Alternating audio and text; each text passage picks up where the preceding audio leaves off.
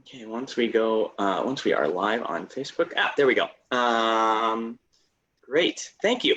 And thanks to everyone. If you're tuning in on Facebook Live, welcome. For those that are here, welcome as well. We are really, really excited to be able to share this space with you all. My name is Jared. I'm with Team Chip, running for Indiana Congress in District 3. We were just really excited to be joined by Kyle Miller running for the State House in District 81, Michael Bienz in District 83, and Luke Bohm running for the State Senate in District 5.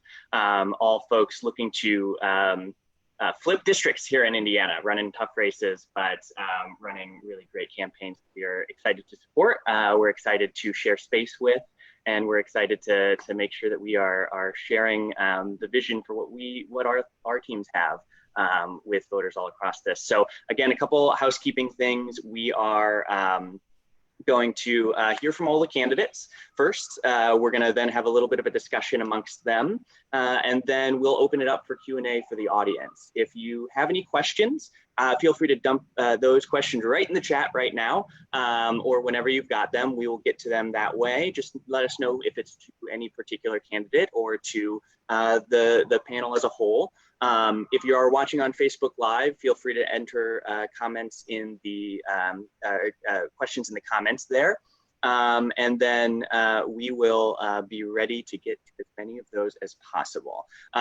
So that said, we are going to get started here. So I will first introduce public teacher from Norwell High School, Army veteran, former healthcare worker, running for Congress here in Indiana's Northeast 3rd Congressional District, Chip Coldiron, everyone. All right, so Chip Coldiron, like Jared said, I'm a teacher, a veteran, used to work in healthcare as well. And the reason why I'm running for Congress, I'm trying to bring down healthcare costs for everybody across the board. This past summer, in July of 2019, my wife and I took our son to his annual pediatric cardiologist appointment. And year 1 and year 2 of his life, the out-of-pocket cost was just $300. But this past summer, that cost went up to about $3,000. And so I started doing some research and seeing what could be done. And I found out that our current representative is trying to take away healthcare for just about everybody. And he's really not interested in bringing down healthcare costs for anyone. So I decided that if something's going to be done, I'm just going to have to jump in and do it myself. So that's really the big reason why I decided to run for Congress is try to bring down healthcare costs for everybody, and also make sure that everybody has healthcare coverage. I think it should be a right, not a privilege for the wealthy and the healthy. So I'm fighting that fight as well. Not only healthcare am I interested in, I'm also a big advocate of labor unions. I'm in the labor union myself for the teachers, so I'm fighting for that fight. And I'm also trying to fight, for Social Security for those that are retired. Seems like every year Republicans like to try to privatize that, and I'm doing my best, or would do my best, to fight against that. So those are some of the things that I'm really interested in. And if you'd like to check out my website to really dig into my issues, it's coldironforcongress.com. But that's me and my campaign in a nutshell there. Great. Thanks so much, Chip. And Kyle Miller, tell us about your campaign. Yeah, thanks. Hey everyone, I'm Kyle Miller. I'm running for state representative in District 81. District 81 covers kind of the northwest portion of Allen County. That's the easiest way to describe it.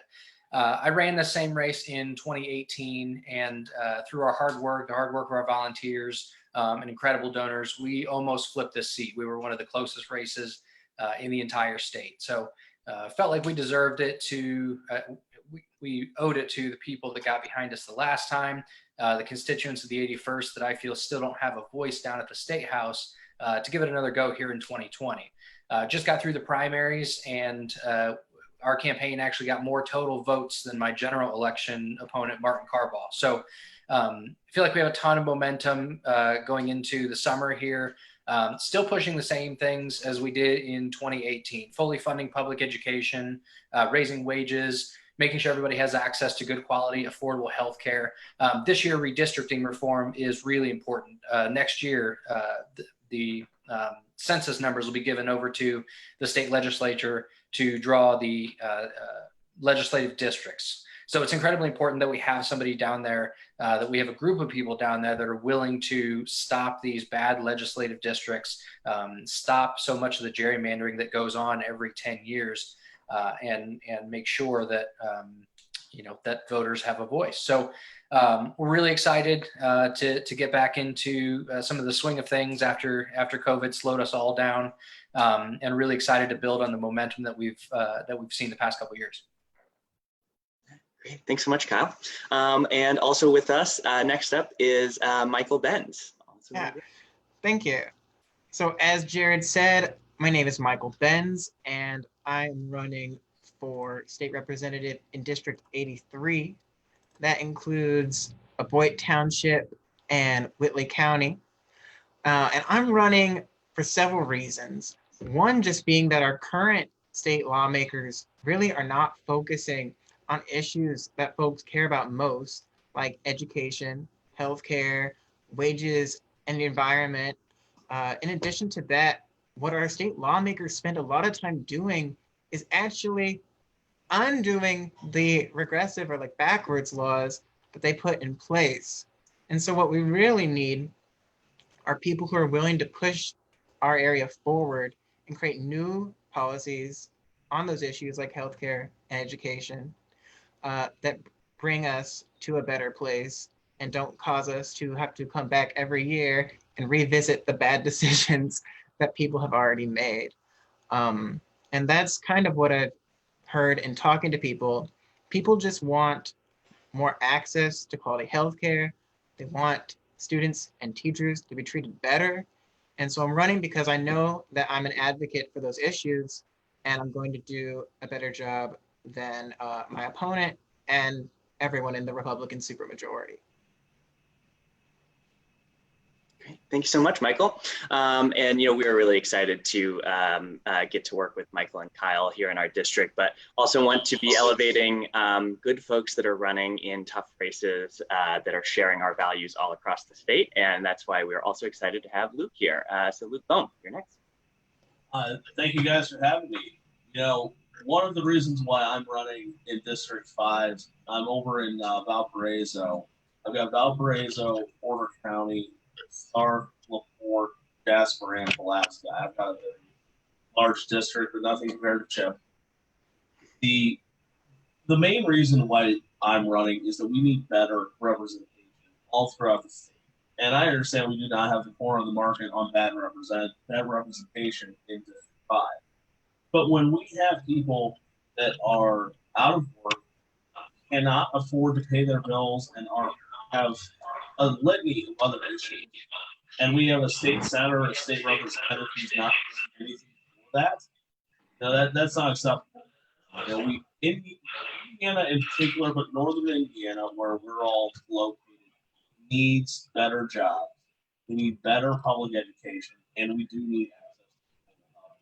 Those are just a part of the reasons why I'm running. But if we dug into all the things that we need to fix around here, this would be a much longer Zoom interview. So that's the thing. Kyle was talking about getting more votes in the primary than his general election opponent.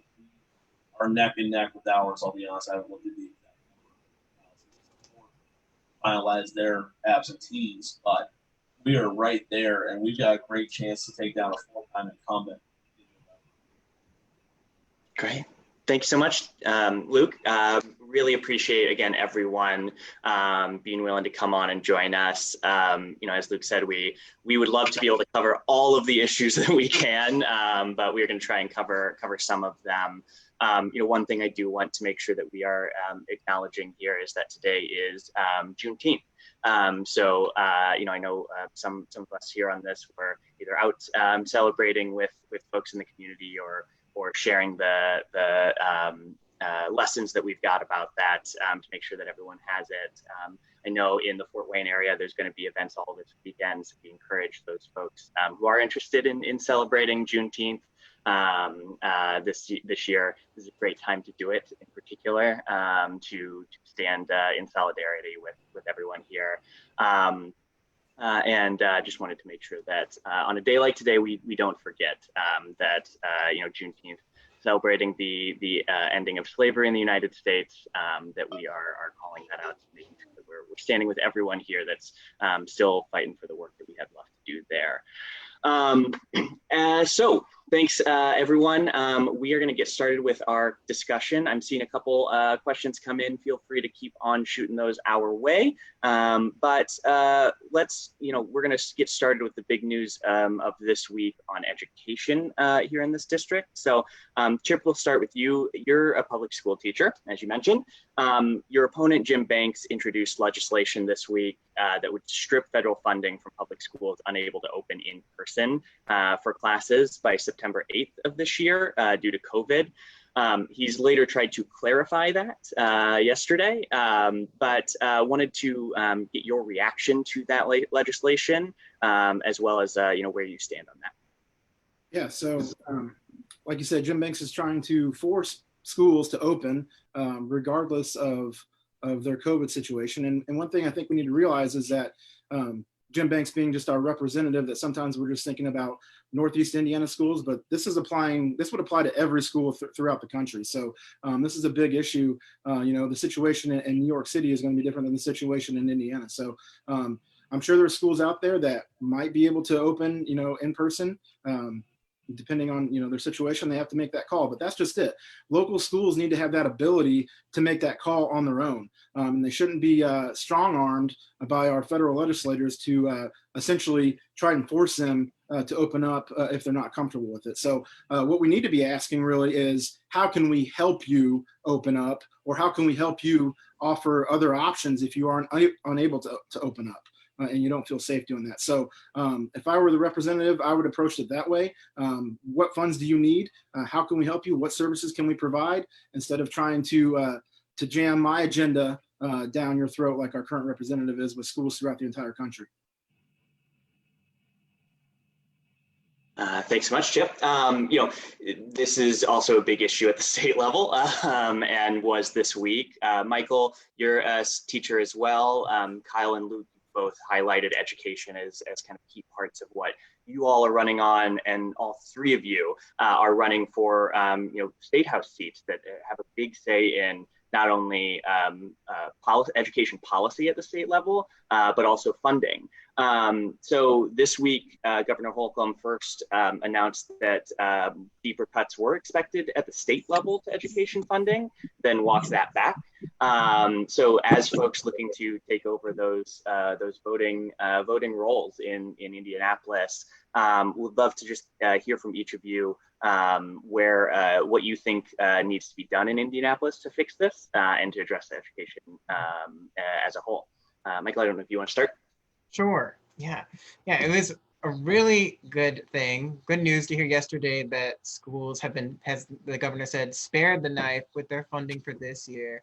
But that does not get rid of the issues we've been facing for over a decade. The keeping things steady for the next year doesn't replenish the education funding that former Governor Mitch Daniels cut during the Great Recession, that was used to then make our now surplus, but that money's never been replenished for schools. So we still have a funding issue that needs to be remedied in Indianapolis at the State House. We also have this issue where every year, state legislatures try to make the jobs of students and teachers and administrators more difficult. And so just plainly, they need to stop making everyone's jobs more difficult. Like this year, the state legislature tried to limit when schools could have referendum votes, why we even have to have those, it's like a different conversation, because it's frustrating that we have to have those referendum votes to do things like fix roofs and that things of that sort. But if that law would have passed, then the Fort Wayne Community Schools referendum from this month, which won overwhelming 70% plus support, that wouldn't have been able to go forth if that state law would have been passed. And so it's just really kind of infuriating in a way to every year just kind of think what are they going to do? And so essentially the regulations need to be lessened on traditional schools, and things that prevent us from providing services to students, like limiting those votes, also need to stop. And I saw someone in the comments mention like the charter and voucher issue, and that's part of it too, because as like traditional schools that educate close to 90% of kids have more rules and regulations to comply with, the charter schools and the schools that receive vouchers keep getting like free passes. Like we've had situations where schools receive an F from students not passing standardized tests. And what's supposed to happen in that case is that you're not allowed to take any more voucher money. But the state has excused schools and said, oh, you know what, like we're gonna give you a pass and let you take voucher money anyway, even though people are not passing the test. So the accountability is not the same. And that kind of feels like an attack on traditional public schools. And the fiscal issues are as well, where this year we had the charter school scandal, where we learned that like taxpayer dollars were just like misused and sort of stolen. And our current lawmakers don't really seem to be willing to put regulations on those monies and really only on the funds that go towards traditional schools. So that's just like the start of it. But there are many things that can be done in Indianapolis that would just make learning and teaching better. Yeah. Would love to go to you, Kyle. You've been running in a unique district and in a swing district. What is? I would love to hear like a little bit about what you're hearing from voters as well. Yeah, absolutely. This issue is critically important. So important that the founders saw fit to enshrine public education within the Indiana Constitution. So obviously comes as no surprise that we've put that at the top of our list as far as issues that we're pushing in our district. And quite honestly, it's been great in 2018 going around to the different neighborhoods and getting to hear about kids in public schools. We're developing this narrative that public schools don't work, that public schools are failing, that we need vouchers in order to rescue kids from failing public schools. And it's just a false narrative. So really important. And next year is the biennial budget, when everything is going to be set in the budget in Indiana for the next 2 years. So it's very important that we protect the public education dollars that are there while they're lower than they were pre-2008. Like Michael was saying, we need to protect what's there currently, if not grow on that. And this pandemic, unfortunately, is going to be a perfect excuse for the representatives that are down there to sort of say, look, we need to make cuts. This is where we're gonna make cuts. It's exactly what they did in 2008. And everybody else's funding sort of got restored over the years, except for public education. And so I think it's kind of come to a head right now where teachers, administrators, really everybody is sort of going, we're in need of help here. So I'm really looking forward to getting down to the State House and protecting public education, protecting teachers, and like Michael was saying, making sure that we're not putting so much of a burden on administrators and teachers and students that we're ruining education for the future. Thanks so much, Kyle. Luke, I know your district has kind of a little bit of a diversity of types of school districts as well in there, from both small town, more rural, and stuff. Would love to get your perspective on that. And then well, just going back real quick to what Representative Banks proposed about cutting funding.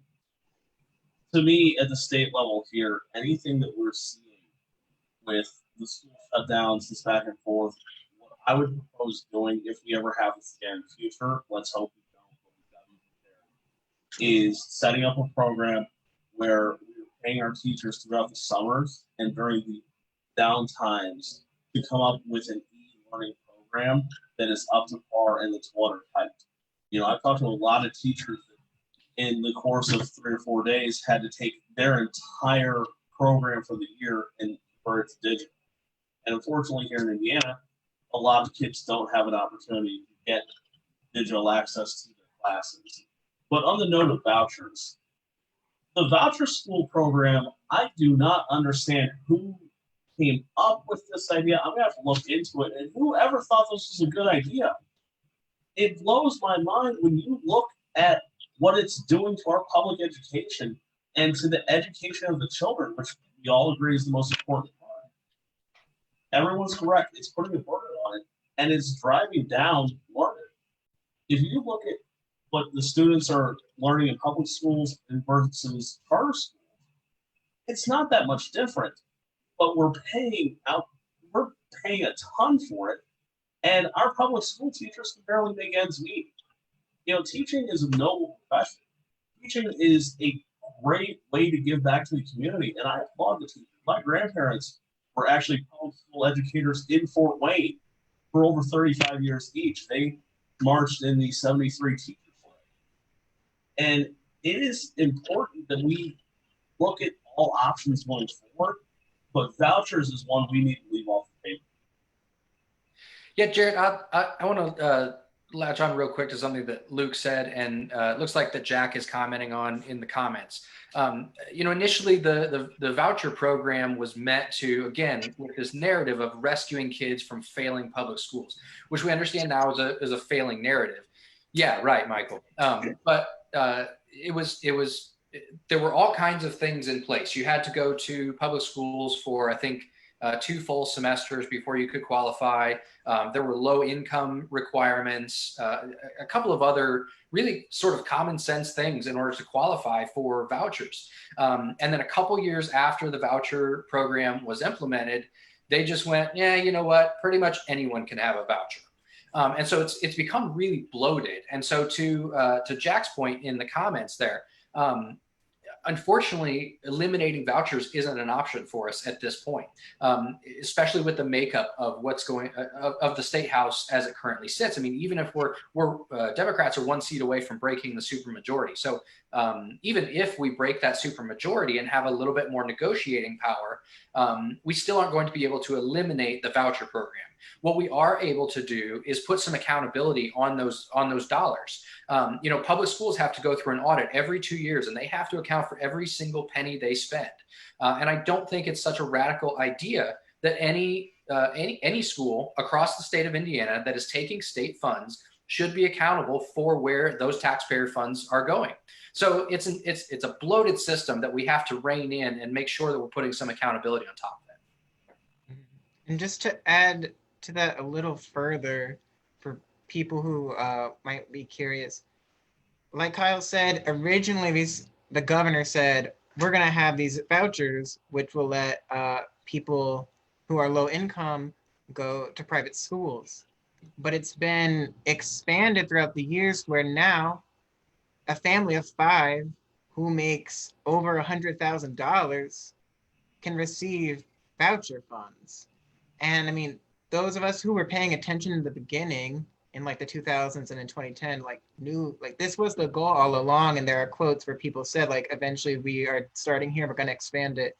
And that's what we're dealing with now with people making 6 figures, or families, I should say, and they get to use them as well.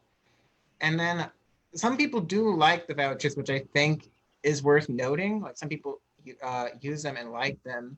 And so to those people, I say, when we increase education funding at the state level, it will increase it for everybody, because the voucher money and the traditional public school money all comes from the same pot. It all comes from the tuition support. So while the vouchers need more accountability, and while they have ballooned into something that is very different from what was originally promised, I do think there is a path forward. One thing I want to throw in there is that we're talking about vouchers here at the state level, but make no mistake, Representative Banks, and I'm sure there's others out there at the federal level, are pushing vouchers in charter schools just as much as people at the state level. So if you are against, vouchers in charter schools, you need to be voting against Jim Banks, because he is all in on that as well. Thanks for everyone. I'm loving this so far. Want to one hit on one more question here before we open it up to all the questions we're starting to get in here. So the other issue that's kind of looming over everyone's heads at the moment, that's part of this issue with education funding as well, is COVID-19 and the continued response both at the state and federal level to the pandemic. We're seeing the governor's reopening plan continue to move and progress statewide, but we're still seeing places, including here in Northeast Indiana, see some steady increases or even spikes over the last month or two in cases of COVID-19. I think for Chip, what do you see at the federal level as the top priority? And then for Kyle, Michael, and Luke, what is the what do you need to see from the state government to be able to support communities in their response here? Yeah, so from the federal level, I think we still need more money to get more testing. I don't think everyone has had the option to get tested if they really thought they needed one. So that was kind of said at the very beginning from the executive branch, that everyone that wants a test will be able to get a test. And I don't think we're seeing that at any state or at any level. So more money for testing. Also to go along with that, we need to make sure that funds that are supposed to be going towards small businesses and things like that are actually getting towards where they need to go. So it seems like whenever there's a bill that's passed, within a few days, that money that was supposed to go to small businesses is just right out the window. So where is that oversight coming from? I really want to know. And just want to make a note that, the original CARES Act to get more money for testing and to get funds for people that had to be sick or with a loved one that got struck down with COVID, our current representative voted against that. Just kind of goes to show that, he's not out there trying to fight for the people of Northeast Indiana. He's really just trying to make a name for his political career. Great. Michael, Kyle, Luke, feel free. I'll jump in here on that. I echo the sentiments from Chip there on where is the money going at the federal level to the states. And this is a question not just about COVID. This is a question about farmers. I mean, look at all the different farm bailouts we've had in the last 10 years, and then go talk to farmers in our districts and see if they got any of it. There has to be more accountability at the federal and state level where this money is. And not to get too far off in the weeds, we've got to make sure that the state health department, because the federal is trickling down, which I love trickling down anything, is going to testing and going to the antibody test as well. That to me is just vitally important. If someone has been exposed to the virus, we need to know that. And we need to know the places that are still vulnerable or the places where it's come through. And we can start backpedaling and seeing how bad this pandemic got. I'm in the belief that this was much worse at its height than we were ever told. It really seems to be a bit of a leadership issue. Like when I think about our district over here in District 83, at the beginning of the pandemic, my opponent, our current representative, he spent his time donating food to what he labeled frontline workers at the Glenbrook Chick-fil-A, which, it's nice to do that and to donate food, but his job really is to be a policymaker. So what I would like to see him do in that role is what certainty can he provide to those whose unemployment might run out if the state doesn't extend it? What certainty can he provide to small businesses in their reopening? Or we have many who are shutting down. So it's really about a leadership thing where people's priorities are not necessarily where they should be at this time during the pandemic and in the roles that they inhabit. And also it's just doesn't Chick-fil-A already have food? It's what I can't get over.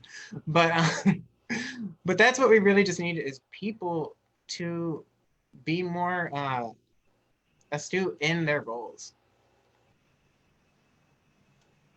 Yeah, I would echo what Michael's saying. I mean, I think as we start to open up here and we start to see what sort of a post-COVID world looks like. First of all, I think it's critical that we're making sure that everybody has access to good quality, affordable healthcare. This pandemic is not going to just go away. More people are going to get sick, especially without a vaccine, and especially the more we open up. So making sure that the people, on top of worrying about getting sick, should not be worrying about how they're going to pay for it on the back end. I think I saw something where some guy had spent 68 days in the hospital or something, got a $1.2 million bill from the hospital. It's things like that. We need to, as we come back, and especially next year as as we're setting the biennial budget, it's very important that we make sure that we're setting policies that ensure that people are able to get back to work, able to get up, earn a fair wage, and make sure that they're taking care of their families. Thanks so much. This has been really great. We're starting to get quite a few questions in here, both from folks here as well as on Facebook. I know, Cynthia, you had your hand raised though a while ago, so I would love to get Cynthia unmuted to ask that question for the panel. Just make sure you're letting us know who your question is, and then we will get you unmuted. Give me just a second. Okay, can you hear me? Yes, there you are. Okay, this is a little bit off of the path, but I would like to know if there's going to be any concerted effort to boost registration to vote. I understand that with COVID, that voter registration has dropped dramatically, and I believe we will be missing a very rare opportunity in this district, in District 3, to register new voters. So I was just wondering if perhaps there's going to be anything, maybe the county parties getting together to do something. I'd just be interested in knowing what that might be. I'll take that one first, Cynthia. I know for my campaign, we're setting out plans to go and recruit new voters in different parts of the district that kind of hasn't really traditionally been registered. So we are laying the plans to do that. We just got to wait for the ability to go out and actually, knock on doors and hold events, okay. And also find venues where maybe we could do it outside, where there wouldn't be as much of a threat from COVID if it's still out there. So my campaign is trying to lay plans to do that. We just got to wait to get the green light and when we can open up fully in the state. Okay, thank you. I'll tackle that one next. I know my parents actually live over there in District 3 in Huntington County, and my mother is working with the Huntington County Democratic Party, and they're going to be doing some voter registration stuff later as well. And I know not District 3, but my campaign, we're going to be trying to do one with Indivisible Northwest. So if you want to reach out to Indivisible, I think there's a Fort Wayne chapter. I'd reach out to them and see what they're doing. That's really their big push nationally. That's a great question. Okay, I will do that. Yeah. And to build on that, we've engaged in efforts to register people who are demonstrating in front of the Allen County Courthouse. And we will continue to do that throughout the summer, because we are in this moment where so many people are paying attention to the ways that policies affect people and their everyday lives. And as politicians and as people running, we need to harness that. And so we'll continue to register people who are demonstrating and get those people to the polls as well.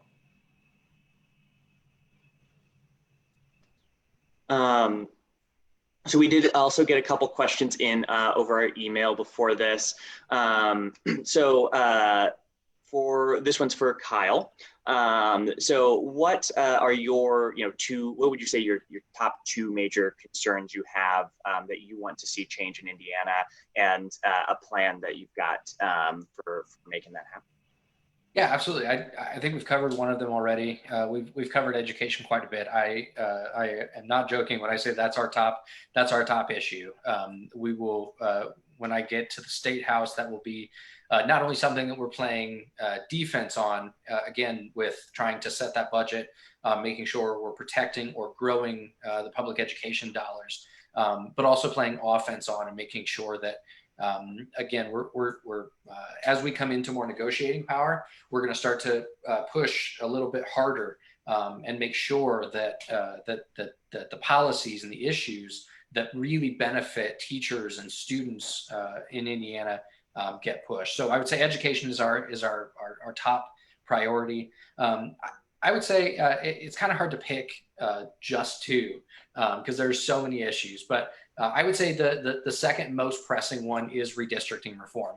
I mean, we're really running out of time to get something put together so that we can have fair legislative districts drawn. These are the districts that are going to be drawn for the next 10 years. And we saw in 2011, when they redrew the districts the last time, it went from a pretty balanced state house to, in just a few short years, Republicans gaining a supermajority. And so we really need a seat at that table. We need to be able to say, look, these, we need good candidates like Chip Coldiron that are willing to work hard, that are willing to stand on their principles and have great issues. We need them to be able to compete in a lot of these districts. And so it's really important that we're able to have a say in how those districts are redrawn. Yeah, that goes into another question we got from Facebook, was specifically on redistricting and the 2020 census. So posing to the folks that are running for the state legislative seat specifically, what you all are learning to make sure you're being a part of that conversation and feeling prepared going into that conversation. So I don't know, Michael or Luke, you've got anything else to add on that? So yeah. What we really need is someone to draw them in an unpartisan way. And there are states that do that mandate that unpartisan people and boards draw the lines so that they look like actual shapes and not like weird squiggly things. So that's an easy fix that Indiana can take and go in that direction. I would entirely support a fair, unbiased redistricting commission. I am of the personal belief that it is best to get that commission from outside of the state. Because I'll tell you right now, if we get someone from California and someone from Florida, they're not going to give two hoots about who has been in for this long, or who's been friends with them. But here in Indiana, that is one thing that I love about this state, is I can't throw a rock in a city park without them knowing someone that I went to school with or something of that sort. So a fair redistricting commission for me is an out-of-state body that does not have bias or a finger on the scale. Thanks so much. It's fantastic. Always love a good redistricting conversation. Sorry, I'm a little sarcastic tonight. No, it's great. Some of the nerds of us really love it. It's such an important issue, though, that we need to be talking about more in just a regular basis. So we got another question from our Facebook side. So this is for Chip. How, if you're elected, what role would you want to play in Congress to make sure that the public's tax dollars are being spent responsibly, balancing both the economic growth as well as making sure that tax dollars are going to the best possible use? Yeah, so I think that starts with kind of looking at your overall budget from year to year and really digging in and seeing how those tax dollars are spent. I know from a personal standpoint that just from the military, there's things that we can do better and save money on, and still be, just as an effective fighting force with being able to save money in the process. So you really got to sit down and look at what you're spending and if you're getting what you really want out of it. And I think I've heard conversations about the Fort Wayne Police Department trying to do that right now with all the Black Lives Matters and everything. They're looking down and seeing if what we're spending, is it really what we're getting out of it? So, and I think you can take that at the federal level as well, and seeing if you're getting your bang for your buck with your tax dollars there. And if it's not, then you need to find places where you can better spend your tax dollars. But you really got to sit down, and it needs to be, a bipartisan conversation. It can't be, just Democrats sitting down looking at it, just Republicans sitting down and looking at it. You're going to have both people on both sides of the aisle figuring out if it really is getting what you want out of it. So I think it starts there. Thanks so much. That I think also hits on, another issue that both here locally as well as across the country in the aftermath of George Floyd's murder up in Minneapolis. The tension between police and communities is very high, and we've got a couple questions here, so I think I'll try and sum it up all. But what are you all hoping to be able to accomplish, whether it's specifically about police interactions with communities of color, or just the racial divide more broadly, to make sure that we are supporting every single one of our communities. Chip, I don't know if you want to start thinking of that from the federal level, and we'll jump into what we can do at the state level.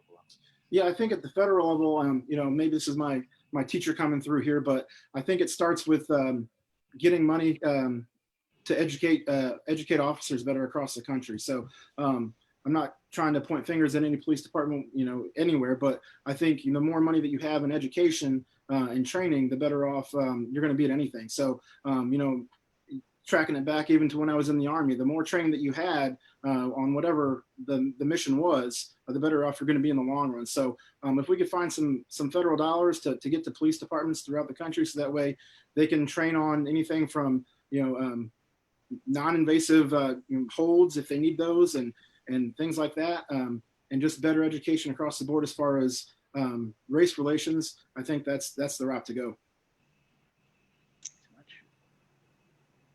Yeah.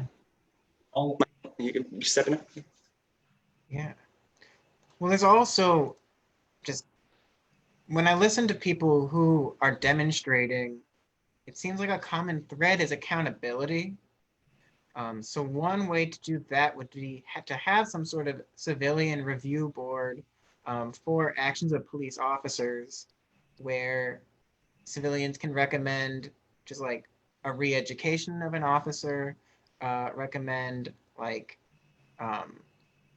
minimal corrective actions, or can even recommend things be taken and prosecuted. And you can do that at a city level, you can do that at a state level, but that would be one way to bring accountability. It's kind of like was just said, like everyone is learning a lot right now, like me and everyone else, we're all learning a lot, and it's all happening very fast. But something that just kind of jumps out at me is how, like, as teachers, we constantly are striving to be anti-racist and change how we interact with our students. Like, we try to be restorative and like not kick students out of the classroom and like throw kids in ISS and that sort of thing. We try to ask questions and get to the root of issues. And that's something that we need to bring to the justice system and the police force as well. Because a lot of the things that we do just kind of like cover 400 years of racism with a Band-Aid, and that's not going to solve anything. Yeah, I would say that there's sort of a reactive policies and proactive policies. Michael's right. We're all sort of, those of us that haven't really been paying close attention to this sort of, I don't want to call it a micro issue, but this issue of police forces and police brutality. We're going to have to look at other areas that other police forces and what they've done. And I think, everybody has sort of seen what's happened in Camden, New Jersey, where they've sort of eliminated all of their police and then brought them back on slowly as they saw fit. But one of the things that was really impactful when they recreated their force was for the officers to go into the community. Every rookie officer on their first day has to go knock on the doors in that community. So I think there are things like that are proactive to become part of the community. And FWPD does a little bit of it. I think they do coffee with a cop or something like that. And to be honest, I don't know what areas of town. I know they've been at like Bar Street Market and things like that. So making more things like that available. But I think Michael hit the nail on the head here. The issue really is accountability. I think we have a culture within these police forces, a culture of silence, a culture of sort of tight brotherhood. And so I think that not only with strengthening review boards, but also making sure that there's some type of whistleblower protections, anonymous whistleblower protections where, we keep hearing this good cops, bad cops. We need everybody to be able to say if they see something happening that's wrong, they need to be able to say that. And because of that deep culture that exists within police forces, we need to have a mechanism for somebody to feel safe enough to be able to do that. And I think on a state level, there are things that we can do to limit qualified immunity. Qualified immunity, I don't have time to go into the whole of it right now. But it's something that is really a really hard legal hurdle to overcome in holding police officers accountable for their egregious actions. And so I think on a state level, making sure that we're finding ways to limit that qualified immunity in order to bring some accountability to police interactions is a big deal. The first thing that I go ahead and question is, look, I love the work that a lot of our law enforcement does. They do a lot of things that many of us could not even imagine doing. The first step that I would take would be proposing a law enforcement license, much like we have with cosmetologists, much like we have with people in the medical field. It is something where, yes, once you graduate the academy, then you have your license that has to be renewed every 2, 3, whatever that is.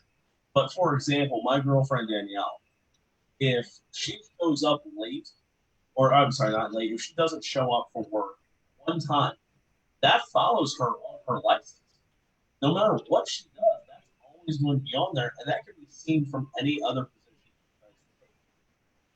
We need that type of accountability, because I talked to the sheriff down in Stark County, and he was telling me that there was this one person that worked on multiple different police forces over a short period of time, and he had to do a lot of legwork to see if there was an issue there. Turned out that there wasn't, but if on the license for the law enforcement to be a law enforcement officer, you can quickly look that up, because let's look at it from another perspective as well. No one wants bad cops out there. Not people on the streets, not people in our communities, and definitely not the higher ups in the law enforcement. And if there's a way to track that, I think we're also going to see a lot less police brutality that's unprovoked. Because if they're thinking, hey, this is going to follow me the rest of my career, it's not worth it. And the other element, too, to piggyback a little bit on what Kyle said, was we see all these great heartfelt videos of police officers playing pickup basketball with kids in a park, or, if you like hockey, which I do, see them playing street hockey, whatever. I would love to see police programs start doing community sports nights, where the police officers in gym clothes often go out and play basketball with the kids. Go play softball. So we have these communities that are seeing the police officers on a human level before a member of authority, because then that gets that human interaction with them, and that becomes something these kids that might be in a tough situation can look up to them. Say, hey, you know what? They took the time to go play basketball with us for 45 minutes in the park.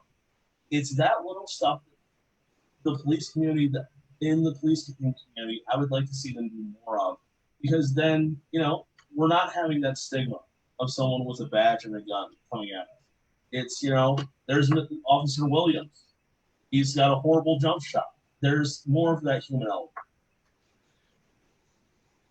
Thanks so much. I think we got time for just a couple more questions. This one is for, I think, folks broadly. So I'll try and sum it up a little bit. But I know there's kind of a diversity of types of districts that we've got with the four of you, which I think is really kind of a cool perspective we'll have on this. But specifically thinking through the rural communities throughout Indiana, and what either at the federal level we can do to make sure that we are supporting those growing economies there and the development there, as well as at the state level. I know given that everyone here is representing districts with a little bit of a diverse type of community there, specifically what are the things that we can do to make sure that money is getting targeted there, but also that's supporting these kind of solutions that helps everyone. So Chip, again, I don't know if you want to start with that at the federal level, and we can get into the what's going on at the state level as well. Yeah, so for District 3, outside of Allen County, it's really a rural district. So I think the first thing we need to do is just get out there and start talking to people that actually live there and find out what their issues are. I know that's one thing that I really focused on pre-primary was getting out to the rural communities and finding out what their biggest concerns are. And a lot of the times it has to do with flooding here in Northeast Indiana, surprisingly enough. So we need to find ways to prevent flooding and the erosion of soil. And I think your federal legislator needs to make sure that the environmental problems are really there. Our current representative is a climate change denier, and as a science teacher, I can tell you that the climate is definitely changing, and we need to find solutions to that. So that would be my job as a federal legislator, to talk to everybody and make sure that their voices are being heard, and find solutions that can be helpful for the rural communities in Indiana 3. Luke, I know your district in particular is also pretty rural in certain portions of that. What are you hearing from voters, and what are the kind of conversations of those solutions you're having? You broke up. That was for me, right? Yes. Okay. What I'm seeing is there's really two issues that are facing our communities. There is the rampant addiction battle that we're fighting here in these small towns in Indiana. And that they go hand in hand. The amount of job loss that we've had in these rural communities over the last 10, 15, 20 years has left entire towns with only a few hundred people. My first campaign office, we opened it in Monterey, Alaska County. Monterey's got barely 100 people left. And it was once a thriving town. You drive through it, you're like, this was really something. But they lost all the industry, they lost all of their good jobs. And then, people move away, there's addiction issues. So my first thing would be tackling jobs and better income for our rural areas, and then getting an actual solution for our addiction. Thanks so much. Yeah. Kyle, I know your district is a little bit more, in Allen County and the city. But what is your perspective on, how we can make sure that, the solutions we're building are working for kind of the different diversities here and in the type of community that we've got here in Indiana? Yeah, absolutely. I think that our district is more urban and suburban than rural, and I think that. But I think, quite honestly, one of the things we understood in 2018. When we started our campaign was that we had to talk to everybody. We had to talk to those blue collar workers down in Wayne Township in our district to get their sense of what the issues were. And then we had to also talk to those up in Washington Township, which the issues that we were talking about up there were much different than the issues that we were talking about in Wayne Township. And so, I think that the issues that our campaign has decided to push are quite honestly just basic issues that aren't being worked on right now, or are being worked on, but in a negative way, of education, healthcare, and wages. Those three affect you and your family, whether you're rural, whether you're urban, whether you're suburban.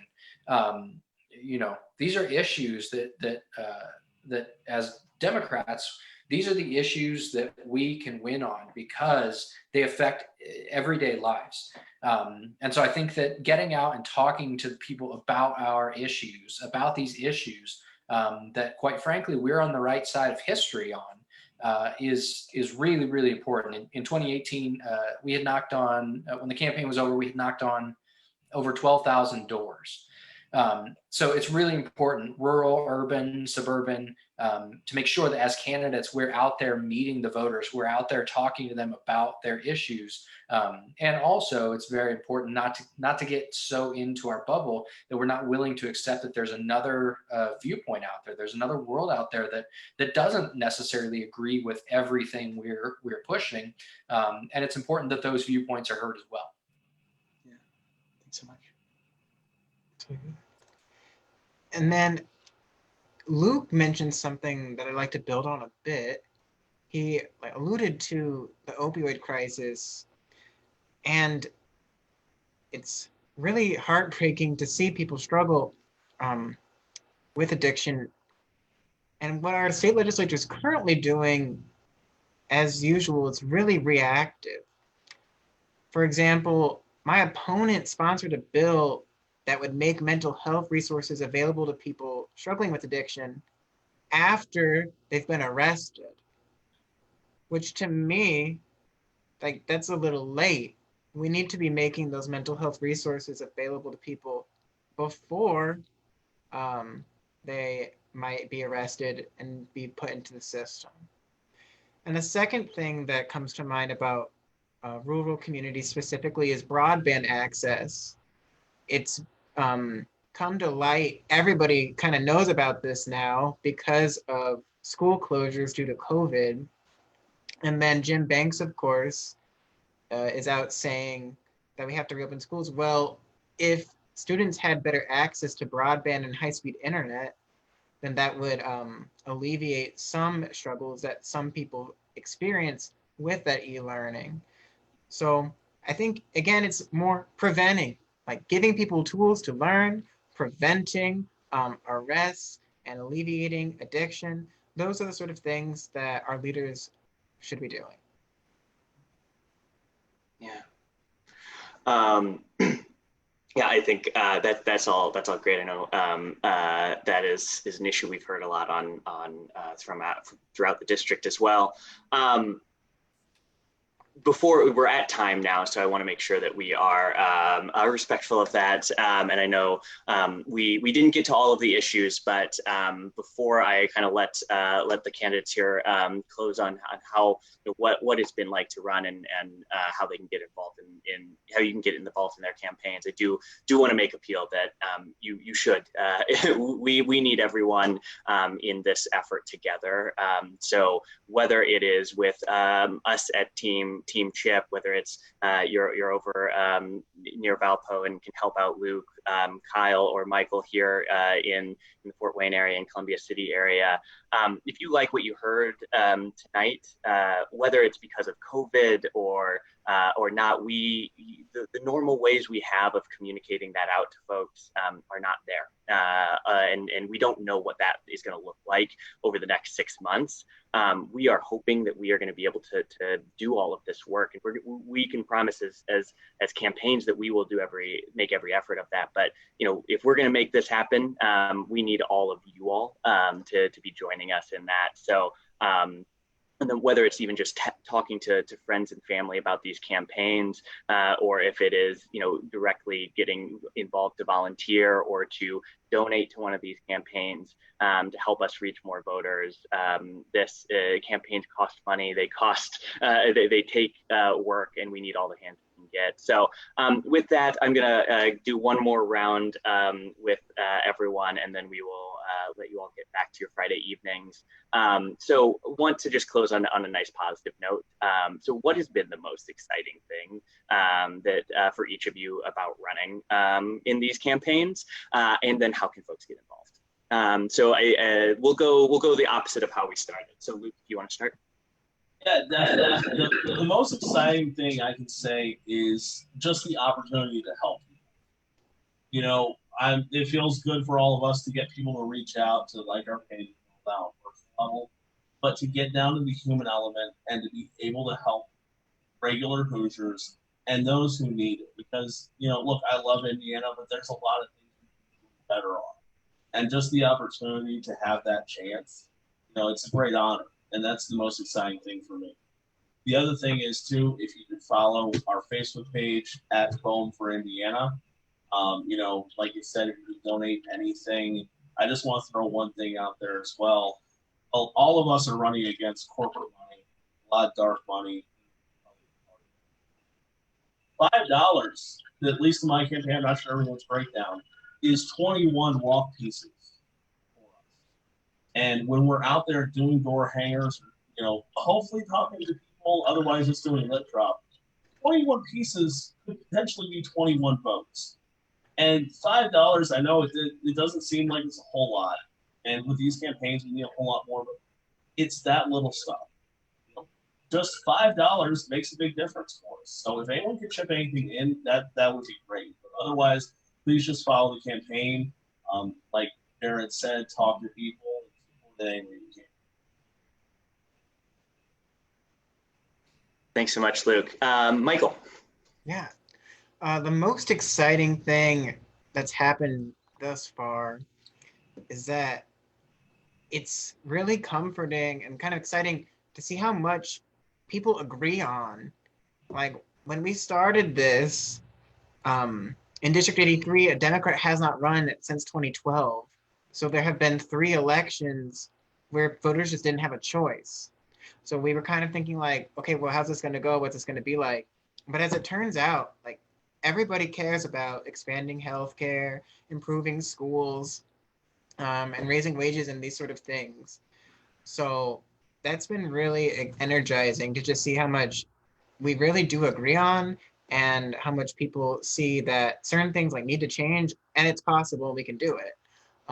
To that end, you can join us at benzforrep.com. So it's BIENZ, the number 4, rep.com.